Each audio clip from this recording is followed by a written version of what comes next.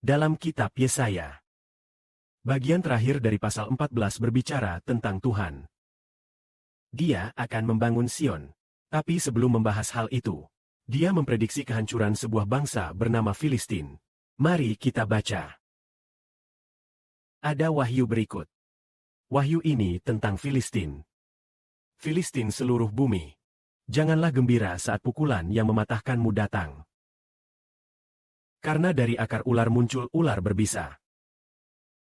Dia akan melahirkan apa yang dilahirkan, yaitu ular yang bisa terbang. Orang-orang miskin pasti akan mendapat makanan. Orang yang papa akan tidur dengan tenang. Aku akan menggunakan kelaparan untuk memusnahkan akarmu. Sisa-sisa kamu akan dibunuh oleh kelaparan. Gerbang kota, rataplah.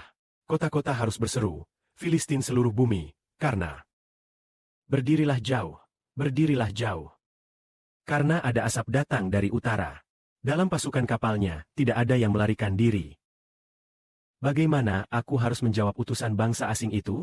Aku akan berkata, Tuhan membangun Sion. Orang-orang yang lemah di antara umatnya akan dapat bergantung padanya di dalamnya. Isi ini dijelaskan oleh saudara Sibodi. Orang Filistin. Orang Filistin selalu menjadi musuh Israel. Selalu menyerang orang Israel.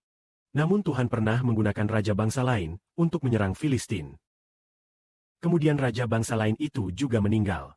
Kemudian orang Filistin menjadi sombong dan berkata, dia sudah mati, tidak apa-apa. Kemudian Tuhan berkata, Tuhan akan menghukum Filistin dengan kelaparan, wabah, dan hukuman lainnya, dan akan memusnahkan Filistin.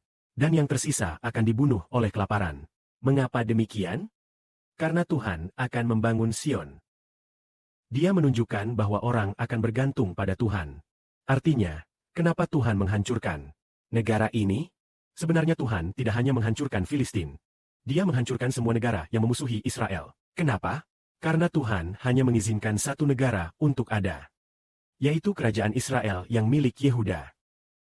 Ketika saatnya tiba, Tuhan akan menghancurkan negara-negara yang memusuhi Israel, terutama Babylon. Tetapi di masa depan, Tuhan akan menghancurkan semua bangsa dan suku. Kenapa? Karena dikatakan bahwa Tuhan membangun Sion. Orang-orang yang lemah di antara umatnya akan menemukan perlindungan di dalamnya. Dapat dikatakan bahwa penghancuran negeri ini dan negeri itu, serta dinasti itu, adalah untuk membangun kerajaan Israel.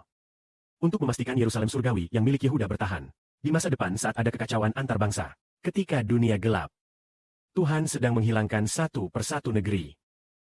Pada saat itu, kerajaan Israel akan bangkit. Bangkitnya kerajaan Israel milik Yehuda. Karena Tuhan membangun kerajaannya.